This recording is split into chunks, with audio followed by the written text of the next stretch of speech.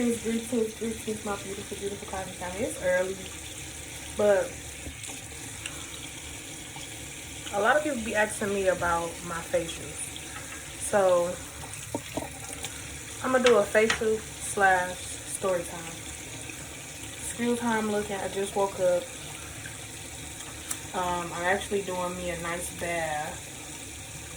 And my water ran already. But I like to start off with my facial with some sage. Just to cleanse myself. Just do that. And then I'm going to start it off with my soap. I should take this necklace off because I get my neck too. Because if y'all see, my neck got color, but it ain't because I'm dirty. I'm very clean, actually. It's because I wore fake necklaces and it broke my neck out. But my reaction is not just like a regular breakout. It's more of a, it turned it green. Like, you know how you wear something fake and your wrist turn green? That's really my neck. It's green up under all that shit. So that's why I can't wear certain fake necklaces. That's why you see me wearing like rope more. I got a lot of crystals, but some of them just got that fake sterling silver gold. And I ain't finna go broke trying to buy some real shit and be a target. Actually spend my money on that when I can buy crystals for the same price or lesser. And crystals are more beneficial. So I'm gonna take this off for a minute. So I'm gonna do a quick story time. So the other day I did some shrooms, y'all. I did one. Mind you, I don't smoke, drink, do all that. And if I do it only for the time being. So, and this soap is actually, it's like a pineapple soap. Is it pineapple? Like I forgot, papaya soap. And it like help with discolorations and stuff like that. Stuff that regular soap can't get. And you know, alcohol will cleanse my neck good, but it dry it out real bad and then it get real raw and shit like that once it dry out, and then it be getting bumps. So in this particular time with the shrooms, it felt real good in the beginning. But then after that, it took me back into, so I closed my eyes, started meditating. I did it when my babies was asleep because I didn't want no distractions. And I wanted to feel everything. So, why the fuck, it take me back to like Jefferson area, downtown Detroit when I was younger, like 15, 16.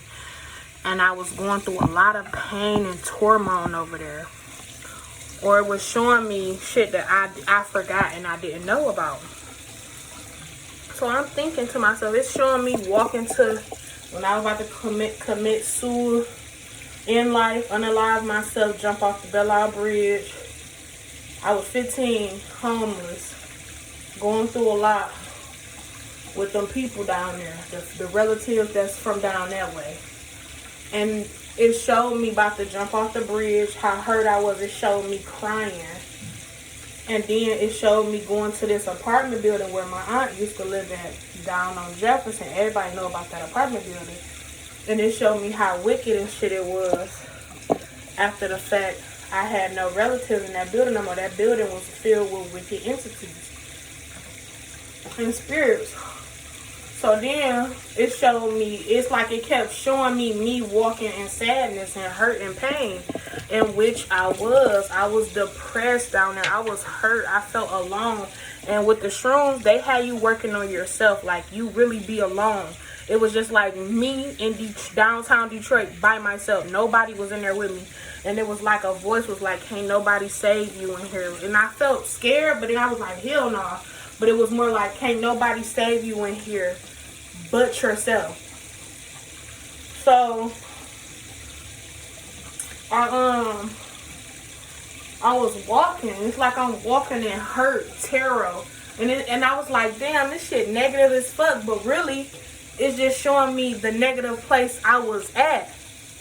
It's showing me a part where I was at, but it's a trick to it. You can't stay there too long. if you stay in that motherfucking that past that long, you can go into a coma, low-key. You can go into a coma. Because you can just be in there and you can get lost in that sadness and that pain. So I had to get up, like, open my eyes from meditating out of that shit. Like, hold on, let me get the fuck up out of this.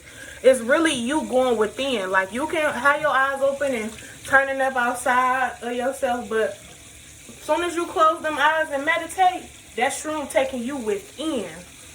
And I asked the shroom to reveal and show me everything. My intentions was to be set on the people that love me and just show me everything. So it kept taking me back to this church, the Church of Messiah, down on the Kercheval and the Boulevard. And how when I was in this church, it just had red doors. It was evil. Nobody was in the church with me. It was me by myself. And I remember times back in the day when I was about 15, 16, when I used to go to the church sometimes, I would hear people in the basement, but nobody would be in the basement. And I'd run down there and be like, damn, I thought I heard somebody down there. Nobody be down there but just me.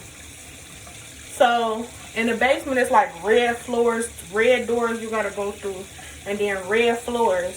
So I was going up the stairs looking in the church, and it was like the church was so fucking evil, y'all. And it's like that whole area down there, like downtown, it's like marks. It's like stamp marks of how evil it is down there and how it control your vibrations. I'm gonna wash my face one more time, y'all, because I was sweating last night, and I normally don't sweat, but I slept right by my heater. So, and it's been cold as hell lately. Like, I even looked out the window trying to catch the mailman, and the motherfucker window was froze. I said, damn, you bitches ain't playing with this cold shit, huh? So at first I was kind of like paranoid, y'all. I ain't gonna lie, I was paranoid. And plus, I don't take shrooms, so I feel like I took too much. But I feel like I got myself out of it just enough time, and I felt really like bad, because I'm like, I'm taking this much. What if I could have overdosed and I'm in this bitch with just my babies? I'm like, hell nah. So good thing, no matter that I speak my truth or anything like that, ooh, excuse me and my kid's dad got to understand, and like I can call him when I feel like shit ain't right, or that way, if anybody know anything about me, it's gonna be him, because these his motherfucking children. And one thing I can say about him, no matter how toxic he ever been at one point, he loves his motherfucking kids. Send money, do whatever. He makes certain shit happen for his kids, and I will forever respect him for that. So I'm on the phone with him after I'm done. It's because I didn't go to sleep, y'all. I stayed up. I'm like, hell no, I'm not going to go back inside myself and see that dark place where I was at. And then it kept showing me when I was on the bridge. And then, mind you, I had 2 candles lit before the shrooms started kicking all the way in. And it was like a bridge of the candle lights beaming towards me. And it looked like a bridge. And I'm like, why the fuck this candle look like a bridge? It kept taking me back to that bridge where I was finna commit unalivement. And I remember this auntie, she's deceased now. This was a wicked motherfucker auntie. This the auntie that used to touch on me and shit. I don't give a fuck. I tell my truth. But anywho, she when I was at the bridge, something told me, like, if you go jump, but before you jump, call the police. And for some reason, the police never used to come on time, but for some reason, the police was there, like, and they was like, and it was a white cop and it was a black cop, and both of them was so understanding. Like, they comfort me, and I was just crying, and I'm like, damn, I can't believe I forgot about this. And I was crying, y'all. I'm like, don't nobody love me. Everybody hate me. I just don't want to be here no more. And I was still about to jump, holding on to that shit, the Belle Isle Bridge. And the cop was like, just grabbed my hand and hugged me. I never forget that shit. And it was a white cop. And I ended up going to like a psych ward after that. But at the end of the day, I was never crazy, y'all. It was the people around me. And then I remember this auntie told me when the police took me to her house first, and she telling them like, well, I don't want her, send her somewhere else. And mind you, this lady was getting money for me living with her, doing me bold, taking all my money, putting me out every time the money was gone. Like, it was just crazy. Anywho, so I end up going to the house, getting my stuff. The cops calmed me down. I was able to get my purse and stuff like that. And she go look at me and tell me when the cops turned their head, she go say, because I remember I was on the phone with her. She was yelling at me when I was walking to the bridge. And I ain't have on no shoes, no nothing. I'm like, I'm about to just jump. Fuck y'all. Nobody came to my rescue. Nobody tried to help me. Nobody gave a fuck. Everybody was in that bitch partying like, and they was really partying, music in the background. They probably like, yes, let's let this bitch kill herself. We want her to die because she gonna break the generational curses. Let's kill this hoe now. This bitch had the nerve to call tell me when the police looked the other way at the apartment building. She had the nerve to tell me, next time you go try to kill yourself, go through with it. Don't try to call no police to help you and save you. I looked at her and I straightened my tears up and I looked at that bitch and said, you an evil bitch. I said it just like that. And I got up. They took me to the hospital first.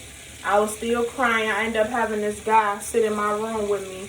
He was like, you want to see my phone? I'm like, no, I'm okay. I got one. He was like, you're not supposed to have it, but I'm going to let you keep it. For some reason, every time I was going through shit like that, period, it's like people were placed in my life to be good to me. And I was one of them little girls, man. When I went to the crazy home, y'all, I was happy. They treated me so good in that bitch. They gave me medicine, but for some reason, I never can. Still to this day, nothing can affect me, but them shrooms did. Like, if I smoke weed, it can't affect me. It just make me silly. If I drink a little liquor, it can't affect me. It be just like, nothing can affect me. But, so when I went to this crazy home, everybody in the crazy home loves me. Even the residents in that bitch love me. I ended up having a girlfriend in here, y'all. And I remember these boys was on the other side, but it was this real cute boy, and he was doing perks and shit like that early. The real perk head started at that age, and I was 15. But he was doing perks, and somebody laced him. He was a popular boy. His mama used to come to the crazy home, buy the little crazy home snack. She used to come in that bitch with big boxes, like she had. His mama was a getting money motherfucker. And I was in one like far out, like Wood Haven somewhere, like super far, where it's like woods out there. But they treated you so good. And we used to have counseling and stuff like that. And people, my mother thought when she was putting me in these crazy homes that it was going to fuck me up mentally. But it really gave me a break from they ass. Because if I would have stayed in that spot, and I asked the shrooms, like, show me everything. And they was showing me, like, the church was evil. You know, everybody in that church was, like, evil and dead. I put my energy in that church because I remember back then I had this boyfriend, my very first boyfriend. And they showed him in a dream, too. Said he was, it's just like the shrooms were just showing me every part of my life when I was hurt. And I was walking in fear. And always walking with my head down. It's like you see me walking from different directions like this. Sad. I remember I caught that boyfriend cheating at a hotel room, a little cheap room with a girl. They showed that part. I was sad. I threw the phone. So, but it was all a part of my journey. That's the stuff I supposed to went through. But I met him at that church, and I remember one time the church was damn near empty because he used to work at the church, and me and him did it in the church bathroom. Boop, boop, boop. I don't give a fuck. I'm telling the truth. So, this was right after my granddad died. He came in my life right after my granddad died, and all I could do was probably have sex. That's all I was into because I'm like, it comforted me at this point. So, anywho, we getting it popping in the bathroom, nobody catch us. So by me having sex with him in that church bathroom, it put my sexual healing energy in that church. So that church was, if it makes any sense, that church had a part of my energy in that church from that experience and me being hurt. So I don't know what it's trying to tell me about that church, but that church wicked as fuck. And it's a lot of dark shit going around in that area downtown Pacific. From Kercheval down to that building all the way down there on McClellan. From Jefferson to McClellan. From Jefferson to damn near downtown Detroit. Like down there by the Riverwalk and shit. And I used to tell people this in this life right here. I used to tell people all the time. Detroit is wicked. It's like they soil is demonic. And people used to be looking at me like, why you think y'all always want to go downtown? Anybody, it's like, this is what I've said too. It's like Detroit got this thing, like this curse on it, where it keep you there. No matter how far you go, it try to pull you back to Detroit because that's where you were born and that's where your energy reside. And then I was born at a hospital on Jefferson. So it's like it was pulling me back to where I was from, but it was also like certain buildings and shit on Jefferson is buildings where they do operations of curses, like UAW, and them places is where they do curses. That's another thing it was showing me, like the places where it keep you in a time, like, and then it's like I kept hearing a clock too, like, and then my heart would even bump like a clock, like it was telling me like, time, you can't be here too long. And then it's like every time I came out of that meditative state, it seemed like I was in this meditating state with this episode for a long time. But when I came and opened my eyes back into reality, it was only like 5 minutes I was in there. Or no, not even 5 minutes. It was only like 10 seconds I was in this meditating state. But in the state, I felt like I was in there for a long ass time. So here go my weird ass. I'm keep going back, like close my eyes and go back. And it's like the more I went back, the more I stayed, the more it felt like it was trying to keep me there. To the point where when I got up that last time, because it was harder to get up this last time, to open my eyes, it was like, and my hands was like, and then this hand was like this, and then my face was like, I'm like, hold on. You can't be there too long. Just that's any time. And I think the shrooms took me back to a space where I was healing, like some shadow, like some deep shadow work. And it was showing me, it's probably nothing I need to work on from that moment. It's just, I think the shrooms was showing me how far I came from that to this today. Like you literally came from all that to get to this. So this is your past, your future. And it's like I seen each past, future, presence all in the same walk. Like it was coming so fast, I had to just pick the discernment. But it's like I was traveling through like a portal of my own self and consciousness. Y'all, it just got so vivid. I was like, I'm not doing that no more, especially. And then my homegirl, I trust her. I got like 4 different opinions and they like, yeah, everybody go through that. And I'm like, why the fuck ain't nobody tell me that? But people don't want to scare you before you do it because then your attentions will be on it. It's really wherever the shrooms take you, honestly. But I do feel like they said for beginners, that shroom was a too potent. So for beginners, we shouldn't have did that. So I was like, yeah, people, if you've been doing shrooms, the guy that gave it to me, I'm like, if you've been doing shrooms forever, 5-6 years, you should have let me know to go with a smaller dosage or a lighter shroom, I guess. So I ended up asking him, I thought he poisoned me and shit. I'm like, oh, this nigga poisoned me? Oh, fuck this nigga. Whole time he didn't. He just was like, yeah, that's how it be. But he didn't tell me not to stay there too long. He was like, that shadow work, you just gotta don't be scared and go through it. But when I asked my homegirl, she kept it true. She was like, yeah, you just can't stay there too long. Gotta hurry up and get yourself up out of it before it gets too worse. And I did that. Naturally, I got up out of it real quick on my own. So I'm happy I did. I felt like if I would have stayed there, I felt like I would have probably got stuck there type shit, like for real. And then that's when you pay people be in a sunken place or people be inside themselves. That's what I think my uncle going through, my Uncle Dewan going through.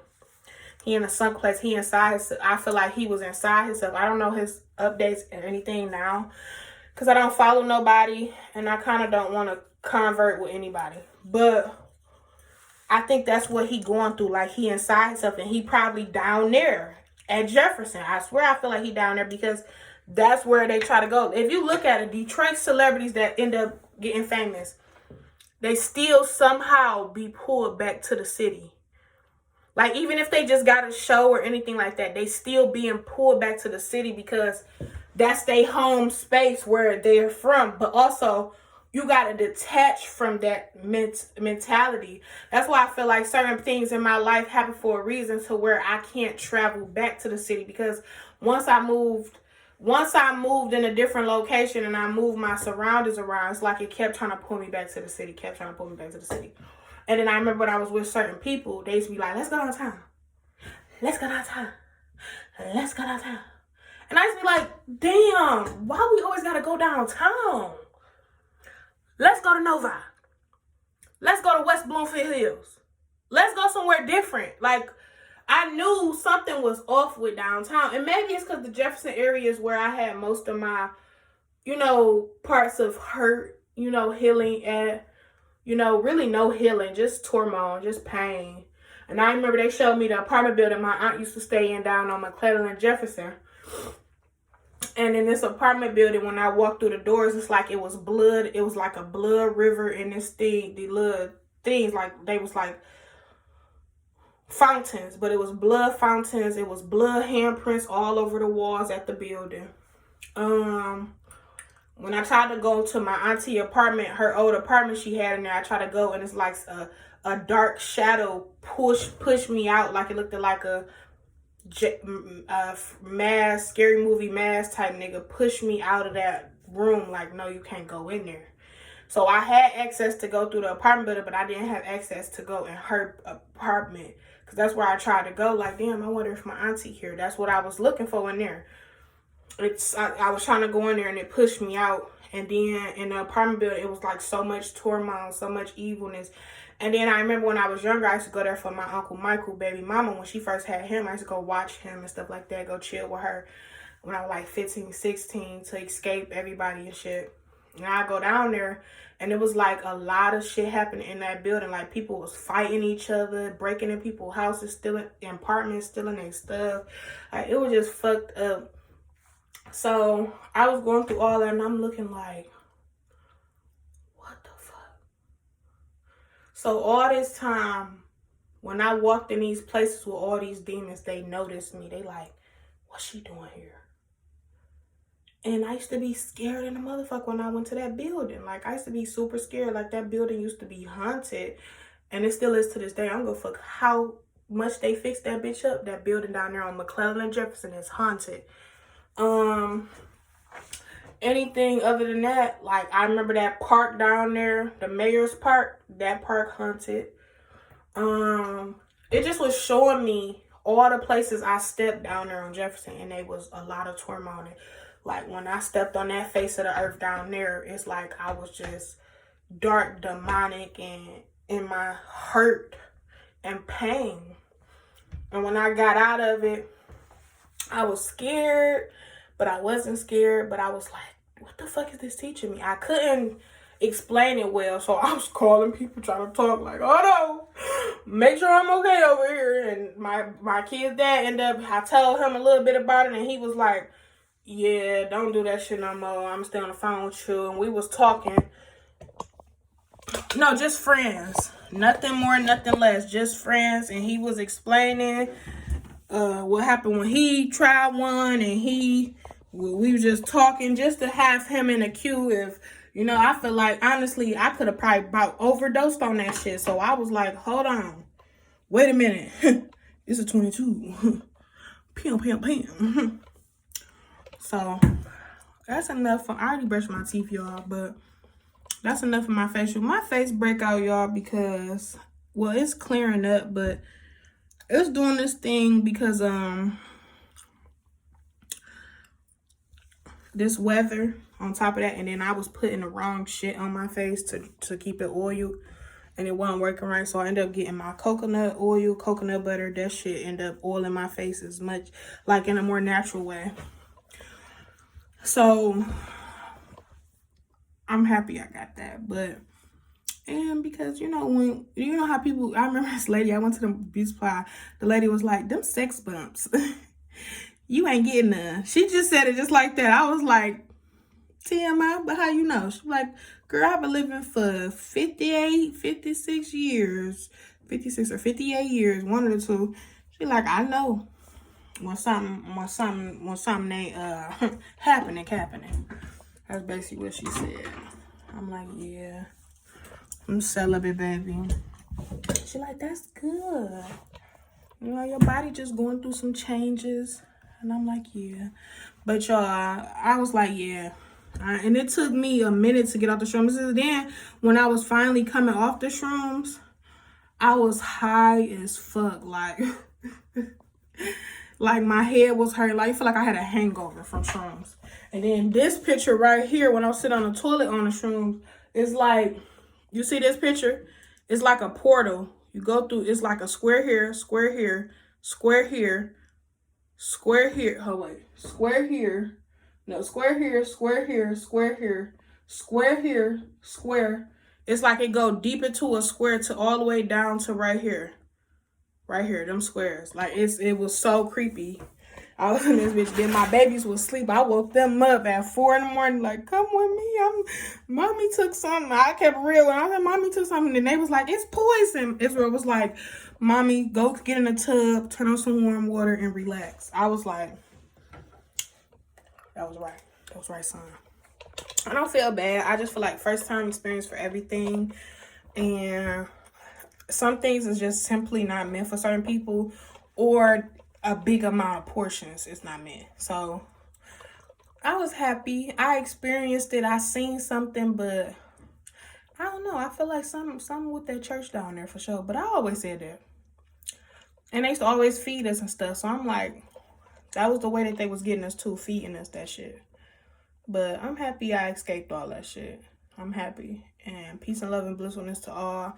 I'm out of here. This was just like a morning route, like, not morning. They always say that. A rising routine.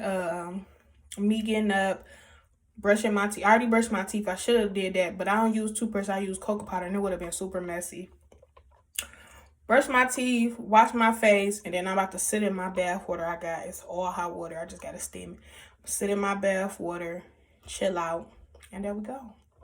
Period, poo. I do my face first because when I sit in my bath water, I feel like it opens my pores, and then the good nutritions from the cocoa butter can go into my face. And then I wipe it again because I just let the cocoa butter sit there, but then I'll wipe it again if it gets too greasy. But all right, y'all. Peace and love and blissfulness. I am out of here. Boom. And I also wanted to do a quick add in when I first started, before I meditated with the shrooms, right? I was like real happy. Like I was in this motherfucker chasing my cat, and she was looking at me like, bitch, you crazy. What the fuck? And then I started looking at her. It's like we both gave each other like a 5-minute stare at each other, and I was like, feeling low-key scared of her, and she was low-key scared of me. So when I tried to chase her again, I was like, she had ran off in the basement. I said, motherfucker, I could play with your ass today. I'm in that mood. She looking like, somebody get me the fuck up out of here. All right, y'all.